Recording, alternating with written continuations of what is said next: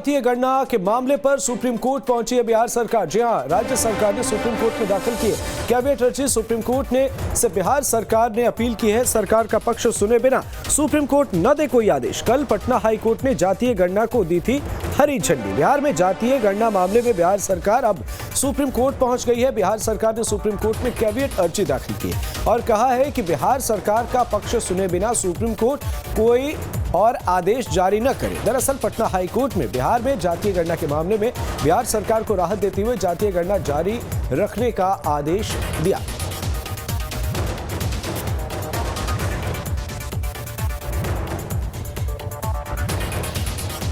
तो जातीय गणना पर पटना हाई कोर्ट के फैसले के बाद राज्य सरकार ने सुप्रीम कोर्ट का रुख किया है। एक तरफ आपको ग्राफिक्स के जरिए तमाम जानकारी भी दे रहे हैं। इस बीच अहम जानकारी है कि राज्य सरकार को ने पटना हाई कोर्ट से राहत मिलने के बाद अब सुप्रीम कोर्ट का रुख किया है। जातीय गणना के खिलाफ सभी याचिका को हाई कोर्ट ने खारिज कर दिया था। नीतीश सरकार अब जातीय गणना करा सकती है। सर्वे के तहत कराने को लेकर इसे मंजूरी मिली है और इस मामले को लेकर अब आगे देखते हैं क्या कुछ चीजें निकलकर सामने आती है। और सहयोगी सनी का रुख करते हैं, हमारे साथ तमाम जानकारियों के साथ जुड़े हुए हैं। सनी, क्या कुछ है इस मामले में अपडेट? जातीय गणना को लेकर हाईकोर्ट का फैसला और उसके बाद सरकार ने कैविएट अर्जी सुप्रीम कोर्ट में दाखिल की।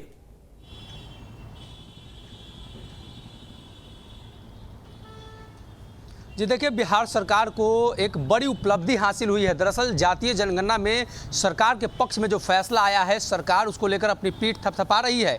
लेकिन वहीं अगर बात की जाए तो याचिकाकर्ता के वकील ने जिक्र किया कि हम लोग अध्ययन करेंगे बिहार सरकार और कोर्ट की तरफ से क्या कुछ फैसला आया है। इन तमाम चीज़ों का अध्ययन के बाद वो सुप्रीम कोर्ट जाएंगे। लेकिन उसके पहले ही कहीं ना कहीं बिहार सरकार ने मौका देखते हुए कैविएट याचिका दाखिल कर दी है, जिसमें महत्वपूर्ण बात यह है कि अब बिना बिहार सरकार के दलील को सुने हुए किसी भी प्रकार के नतीजे तक सुप्रीम कोर्ट नहीं पहुंच सकती है। दरअसल कई मामलों में ऐसा होता है कि 2-3 बार समन किए जाते हैं और दूसरा पक्ष नहीं पहुंचता है तो कहीं ना कहीं पहले पक्ष की तरफ कोर्ट का झुकाव होता है। लेकिन ऐसी परिस्थिति में अगर बिहार सरकार नहीं पहुंचे, बिहार सरकार के जो लोग हैं वो नहीं पहुंचेंगे, तो कहीं ना कहीं 90 दिनों तक का वो समय है कैविएट याचिका की, जिसमें बिहार सरकार को फायदा होगा। देखिए, बिहार सरकार ने 90 दिनों के अंदर जो है बिहार में जातीय जनगणना करा लेगी। कहीं ना कहीं बिहार सरकार ने इस मसले को लेकर किसी भी प्रकार की कोई रोक ना हो सकता है केंद्र सरकार का हस्तक्षेप भी इसमें हो।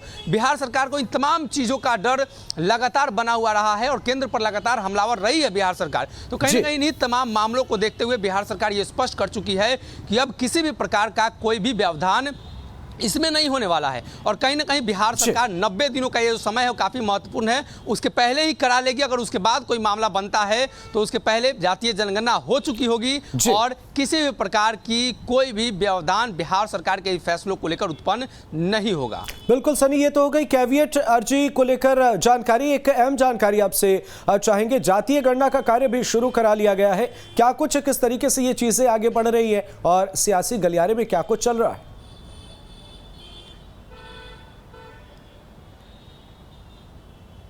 जी देखिए, बिहार में जातीय गणना लगभग 75% हो चुकी थी और थोड़े बहुत काम बाकी थे। तो बिहार सरकार ने सभी जिला के डीएम को मेल के माध्यम से और पत्र के माध्यम से अवगत करा दिया है कि आने वाले दिनों में जातीय जनगणना को लेकर काम शुरू कर देना है। और कई जगहों पर तो आज से शुरू भी हो गई है। दरअसल पटना के अंदर की बात करें तो कई क्षेत्रों में जातीय जनगणना को लेकर जो है थोड़े बहुत काम की शुरुआत कर दी गई है। 75% से अब काम आगे बढ़ने लगा है। तो 15 से 20 दिनों का समय लग सकता है और 20 दिनों के अंदर जातीय जनगणना पूरी करा ली जाएगी। इसलिए कि 75% जो है काम पूरे हो चुके थे, थोड़े बहुत काम है, लेकिन इसको लेकर सियासत भी लगातार हो रही है।